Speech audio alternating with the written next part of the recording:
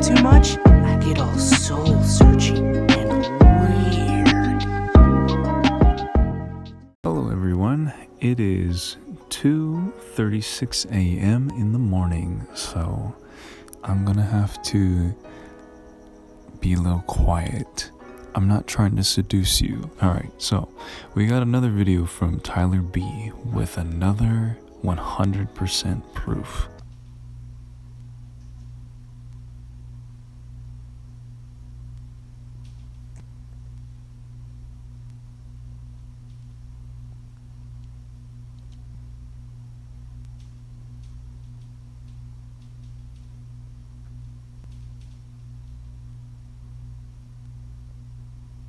Sounds like someone posting cringe. Dick, sit down. So I asked Tyler this.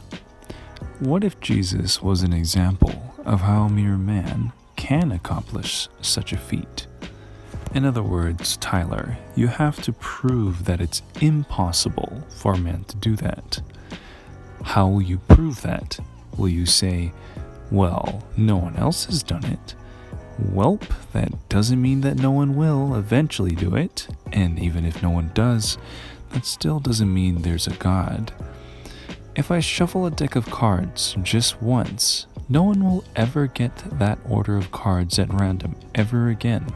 Does that make me God? No.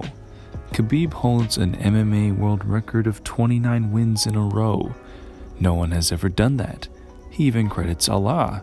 Does that mean that he's actually supported by Allah? No. It doesn't matter what example you use, Tyler. The entire premise of no one else has done it, no matter what form it takes, will always be fallacious. Because just because no one else has, doesn't mean no one else will, and just because no one else will, doesn't mean only God could do it. What you are doing is what's known as the God of the Gaps fallacy. People couldn't understand lightning, so they came up with Zeus. People couldn't understand the sun, so they came up with Sol Invictus. People couldn't understand how Criss Angel walked through glass, so they thought he was literally magic.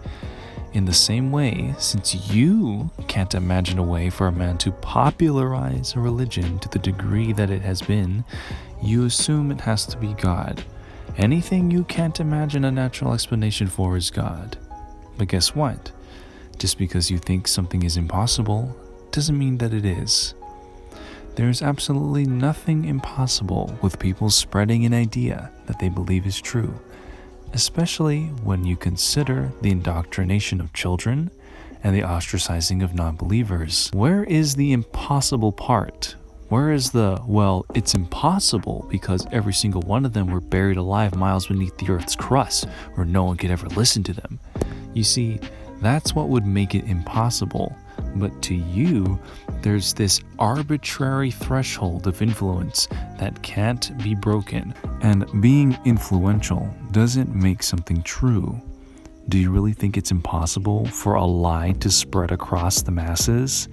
In the era of misinformation, conspiracy theories, and social media, the fact that the Bible has survived and spread is, on its surface, impressive by human standards. But compared to what we would expect from an all-knowing, all-powerful God, it misses the mark.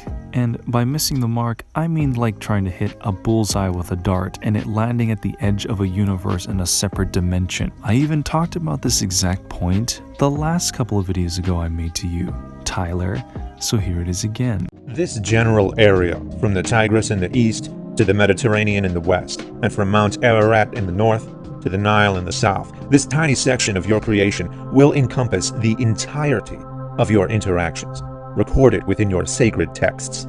Tiny? This is a rather significant portion of land, if you ask me. Oh, it surely is, Yahweh, but this is hardly the extent of your creation. While you involve yourself with the traditions and politics of this little area of the world, the rest of the planet will continue in its many diverse ways without your interactions. They will develop their own religions and cultures, many of which will conflict with the ones you grace. From the many tribes of Africa to the Celts of Europe and to the rest of Asia, Buddhists and Hindus of China and India, vast land masses populated by billions of people. You will not interact with them. What of Indonesia and Australia? Across vast oceans, the tribes of North America will be ignorant of your earthly interventions, as will the Aztecs and Mayans of Central America and the Incas of South America, entire continents of your creation inhabited by countless generations who will know nothing of your dire message.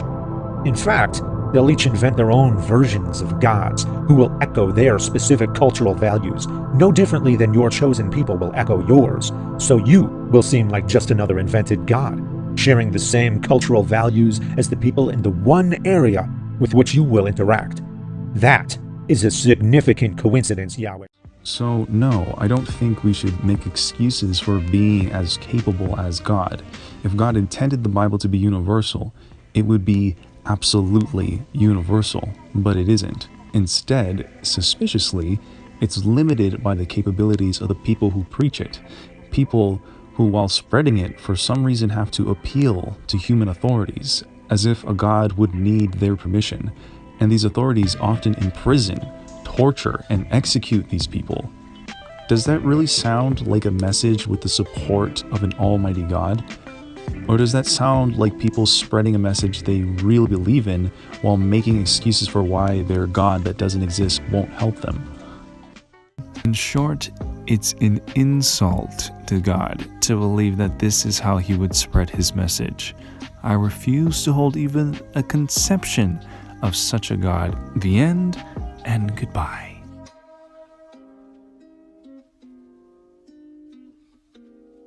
No, you know what's abusive and wrong? Telling your kids that it's okay to go and get their body mutilated by some supposed doctor who should be making them better, not mutilating their bodies.